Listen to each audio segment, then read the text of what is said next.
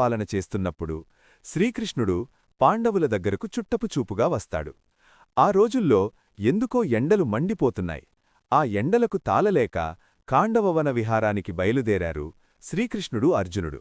ఖాండవవనం దగ్గరలోని చల్లని ప్రదేశాల్లో విహరించడం మొదలుపెట్టారు ఇద్దరు. ఇంతలో ఒక బ్రాహ్మణుడు అక్కడికొచ్చాడు.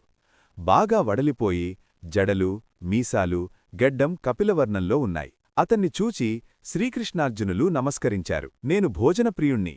నాకు అగ్నిమాంద్యం పట్టుకుంది. ఎంత తిన్నా భస్మమైపోతోంది. బాగా ఆకలిగా ఉంది.